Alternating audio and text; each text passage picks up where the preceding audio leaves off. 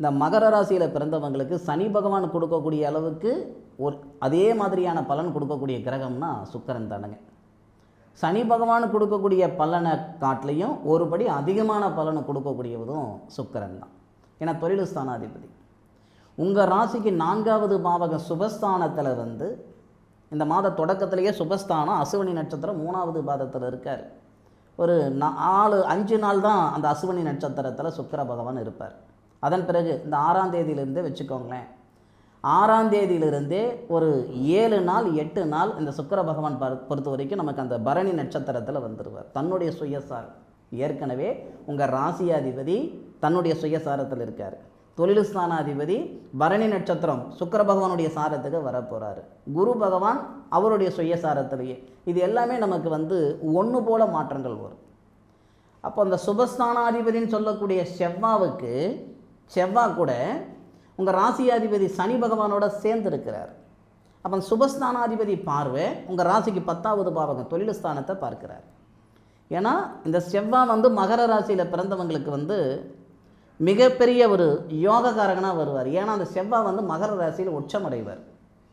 செவ்வாய் சனியுடன் சேர்ந்து, பொதுவாக சனிக்கும் செவ்வாவுக்கும் ஆகாதுன்னு சொல்லுவாங்க, இதெல்லாம் ஒரு புறம் இருக்கட்டும். இந்த செவ்வாய் சகோதர காரகன், சகோதர ஸ்தானத்தில் இருந்து தனகாரகனுடைய சாரம் வாங்கி உங்கள் ராசிக்கு 10வது பாவகத்தை பார்க்கிறார். நல்ல நேரம் தானுங்க இது, அருமையான நேரம். தொழில் ஸ்தானத்தை சுபஸ்தானாதிபதி பார்க்கிறாரு. சுபஸ்தானத்தில் இருக்கக்கூடிய தொழில் ஸ்தானாதிபதியும் தொழில் ஸ்தானத்தை பார்க்கிறாரு.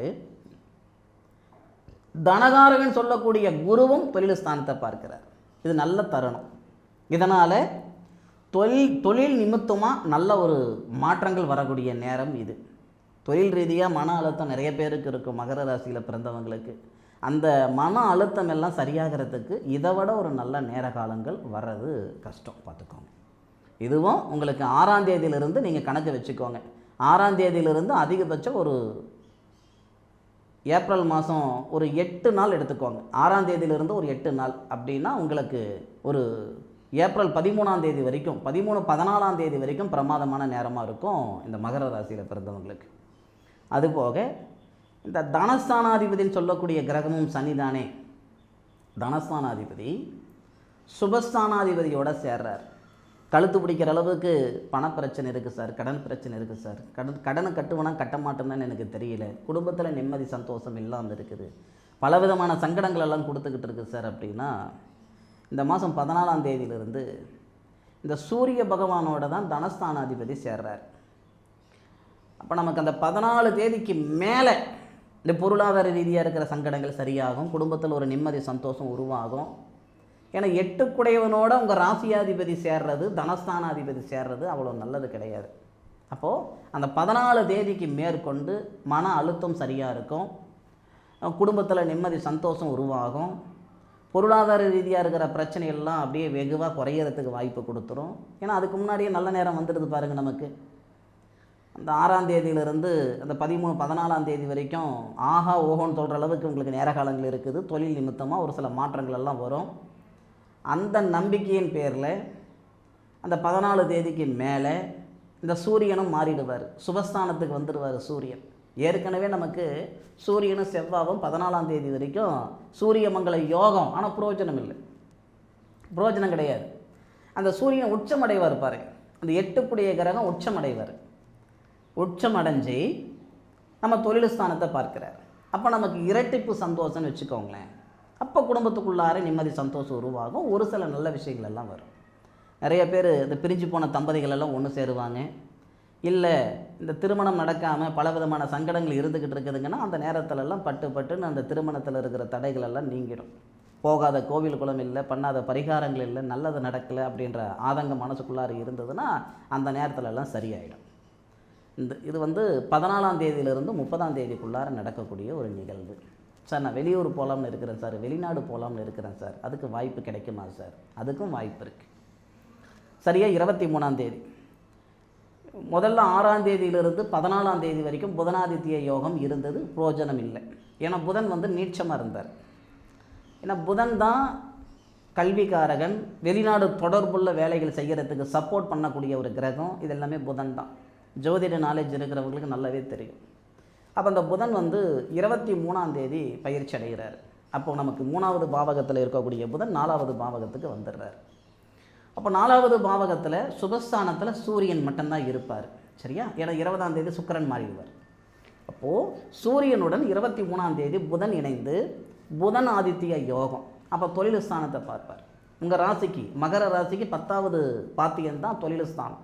அந்த தொழில் ஸ்தானத்தை புதனாதித்ய யோகம் பார்க்கக்கூடிய தருணத்தில் சுபஸ்தானாதிபதி பார்வையும் தொழில் ஸ்தானத்தில், தனகாரகன் சொல்லக்கூடிய குரு பகவானுடைய பார்வையும் தொழில் ஸ்தானத்தில்.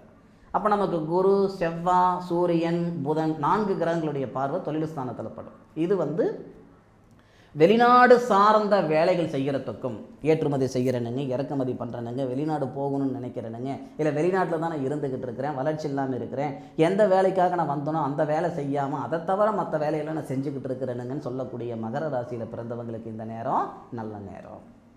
நான் இப்போவும் சொல்கிறேனுங்க, நான் சொல்லக்கூடிய பலனுக்கு 100% ஆதாரம் இருக்குது.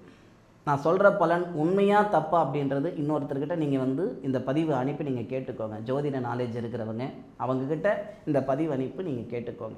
ஒருத்தர் நான் சொன்ன பலன் தப்புன்னு சொன்னால் கூட நெசத்துக்கு சொல்கிறேன், நீங்கள் என்ன சொன்னாலும் நான் கேட்டுக்கிறேனுங்க. ஆனால் அதுக்கு முன்னாடி இந்த ஏட்டு சுரக்க கூட்டுக்கு உதவாதுன்னு சொல்லுவாங்க. புத்தகத்தில் படிக்கிறதோ ஒருத்தர் சொல்கிறதோ இதை விட அனுபவம் கொடுக்கக்கூடிய பாடத்தை யாராலையும் தர முடியாது. இந்த நாட்கள் வந்து நான் 1 வருஷம் டைம் கொடுக்கல, 5 வருஷம் டைம் கொடுக்கல, 10 வருஷம் டைம் கொடுக்கல. ஒரு கட்டத்துக்கும் ஒரு பீரியடுக்கும் ஒரு நேரம் சொன்னேன் இல்லையா? இப்போ வெளிநாடு சார்ந்த வேலைகள் அப்படின்னா 23ஆம் தேதியிலிருந்து 30 தேதி வரைக்கும் தான் சொல்லியிருக்கேன். ஒரு வாரம் 7 நாள். அந்த 7 நாளில் உங்களுக்கு மாற்றம் வருதா வரலையான்னு நீங்களே அனுபவித்து சொல்லுங்கள், நீங்கள் உணர்ந்து சொல்லுங்கள் இல்லையா? ஒரு பொருள் நம்ம சாப்பிட்டா தான் அது இனிக்குதா புளிக்குதா நம்ம சொல்ல முடியும். நம்ம பார்க்குறதுக்கு முன்னாடியே அது இனிக்கும் புளிக்கும் அப்படின்ற மாதிரி ஒரு ஜட்ஜ்மெண்ட்டு நமக்கு வேண்டாம். நீங்கள் உணர்ந்து சொல்லுங்கன்றேன். மடியில் கனம் இருந்தால் தான் வழியில் பயம். என் மடியில் கனம் இல்லை, நான் சொல்கிறதுல தப்பு கிடையாது. நீங்கள் உணர்ந்து சொல்லுங்கள். இது இவ்வளோக்கும் நான் வந்து உங்களுடைய சுய ஜாதகத்தை பார்த்து பலன் சொல்லலை. ஆனாலும் இந்தளவுக்கு நான் கான்ஃபிடென்ட்டாக பலன் சொல்கிறதுக்கு 2 காரணம் இருக்குது. ஒன்று, இந்த பிரபஞ்சத்து மேலே நான் வச்சுருக்கிற நம்பிக்கை. 2வது, என் வார்த்தைகளில் இருக்கக்கூடிய ஒரு நம்பிக்கை. அதாவது ஜோதிடர் சொல்லுவாங்க, ஜோதிஷிகாரங்க வாக்கு அப்படின்றது பலிதமாகும் அப்படின்ற ஒரு அமைப்பு இருக்குது. என் மனசுக்குள்ளேருந்து வரக்கூடிய அந்த சரஸ்வதி கண்டிப்பாக உங்களுடைய வாழ்வாதாரத்தில் மிகப்பெரிய மாற்றத்தை கொடுக்கும் அப்படின்ற ஒரு நம்பிக்கையில் தாங்க இந்த வார்த்தை சொல்கிறேன். முயற்சி பண்ணி பாருங்கள். எனக்கு தெரிஞ்ச வரைக்கும் நான் சொல்கிறேனுங்க, பலன் என்ன தான் ஆஹா ஓஹோன்னு இருந்தாலும் ஓட்டப்பந்தயத்தில் ஓடுறவங்க எல்லாமே முன்னுக்கு வரதில்லைங்க. 1000 பேர் ஓடுறாங்க, 500 பேர் ஓடுறாங்க. ஐயா, ஓட்டப்பந்தயத்தில் எத்தனை பேர் கலந்துக்கிட்டாங்கன்றது நமக்கு முக்கியம் இல்லைங்க, யார் ஜெயிச்சாங்கன்றது தான் முக்கியம். முயற்சின்றது எல்லா நேரத்திலையும் எல்லாரும் செய்யக்கூடிய விஷயம். ஆனால் சாதனை அப்படின்றது ஏதாவது ஒருத்தர் தான் பண்ண முடியும் இல்லையா? இந்த நேரத்தில் நேர காலங்கள் சாதகமாக இருந்தால் தான் நம்மளால் சாதிக்க முடியும். நேர காலங்கள் சாதகமாக இருக்கிற பட்சத்தில் சாதிக்கணும்னு நினச்சி நீங்கள் உங்களுடைய வாழ்க்கை பயணத்தை தொடங்குங்க, மிகப்பெரிய வளர்ச்சி கொடுக்கும். என் வார்த்தைகள் இந்த 7 நாள் வெளிநாடு தொடர்புள்ள வேலைகள் வந்துடும் அப்படின்னா அந்த 7 நாளில் எடுக்கக்கூடிய ஒரு முடிவுகள், முயற்சிகள் நிச்சயமாக ஒரு மிகப்பெரிய ஒரு வெற்றியை கொடுக்கும். கொஞ்ச நாளில் இது வரைக்கும் நீங்கள் எத்தனையோ வேலைகள் செய்திருப்பீங்க, நட்டமாக இருக்கும், இழுபறியாக இருந்திருக்கும். ஆனால் இந்த நாட்களில் நீங்கள் தொடங்கக்கூடிய வேலை வந்து நல்லா ஃபாஸ்ட்டாக போகும், நல்ல ஒரு ஒளி வரும். ஓகே, நம்ம போயிடுவோம், நம்ம இது செய்துடுவோம், இது நமக்கு நடந்தது அப்படின்ற ஒரு நம்பிக்கையை கொடுக்கும். சரியா? பயன்படுத்தி பாருங்கள், நிச்சயம் மிகப்பெரிய மாற்றம் வரும். அதே மாதிரி இன்னொரு விஷயமும் சொல்கிறேனுங்க, இந்த மகர ராசியில் பிறந்தவங்களுக்கு மிகப்பெரிய ஒரு குணம் என்னன்னா, நான் பறந்து பால் குடிக்கல, இருந்து தண்ணி குடிக்கிறேன். 10 ரூபா கொடுத்து இதில் தான் பொழைக்கணும், பொழைச்சி காட்டிடுவீங்க. 10,000 ரூபா கொடுத்தாலும் அந்த 10 ரூபா பொழப்பு தான். ஆடம்பரமாகவும் இருக்க மாட்டீங்க, அகலக்காலம் வைக்க மாட்டீங்க, எப்பயும் ஒரே மாதிரியான ஒரு மனநிலையில் தான் இருப்பீங்க. உங்களுடைய கெட்ட நேரமோ என்னவோ நமக்கு ஒரு வருட காலமாக பொருளாதார ரீதியாக பலவிதமான சங்கடங்களும் பலவிதமான தொந்தரவுகளும் ஏற்பட்டுக்கிட்டு இருந்திருக்கும். இந்த நேரத்தில் எல்லாமே அந்த அந்த பொருளாதார ரீதியாக இருக்கிற சங்கடத்திலிருந்து முழுமையாக வெளியே வர்றதுக்கான ஒரு வாய்ப்பை கொடுக்கும். அதுவும் மே மாதத்தில் நடக்கக்கூடிய நிகழ்வு இருக்குது பாருங்கள், மிகப்பெரிய வளர்ச்சி. அது மே மாத பலன் சொல்லும்போது உங்களுக்கு நான் விவரம் சொல்கிறேனுங்க. ஏன்னா சுபஸ்தானாதிபதி சுபஸ்தானத்தில் ஆட்சியில் வரும் பொழுது மிகப்பெரிய மாற்றங்களெல்லாம் வரப்போகுதுங்க மே மாதத்தில். அதன் பிறகு நான் சொல்கிறேன். வரக்கூடிய ஏப்ரல் மாதத்தில் சரியான முறையில் கையாளுங்க. இது உங்களுக்கு மிகப்பெரிய மாற்றத்தை தரும். சரியா? அதே மாதிரி ஆயுள் கால சாதக புத்தகம் எழுதி கொடுத்துட்ருக்கிறேனுங்க. நிறைய பேருக்கு தெரியும். இந்த ஏப்ரல் மாதம் வரை தான் இந்த புத்தகம் என்னால் செய்து தர முடியும். சரியா? ஏற்கனவே நிப்பாட்டிட்டேன். நிறைய பேருடைய அந்த ஆதரவாலையும் அந்த அன்பாலையும் கேட்குறதுனால நான் இந்த ஒரு 2 மாதம் நீடிச்சிருந்தேனுங்க. ஏப்ரல் மாதம் வரை தான் இது செய்து கொடுக்க முடியும். இது முழுமையான ஒரு ஆயுள் கால தசாபுத்தி பலன் அடங்கிய நோட்டு. ஒரே ஒருத்தருக்கு எழுதி கொடுக்குற ஜாதக புத்தகம் இது. ஒரு ஜாதக புத்தகமே 3/4 கிலோ வரும். சரிங்களா? பாரம்பரிய முறையில் செய்து கொடுக்குறேனுங்க. இது ஒருத்தருடைய ஜாதக புத்தகம். தேவைப்படுறவங்க பயன்படுத்திக்கோங்க. ஒரு மாதம் ஏப்ரல் மாதம் வரைக்கும் தான் இது செய்து தர முடியும்.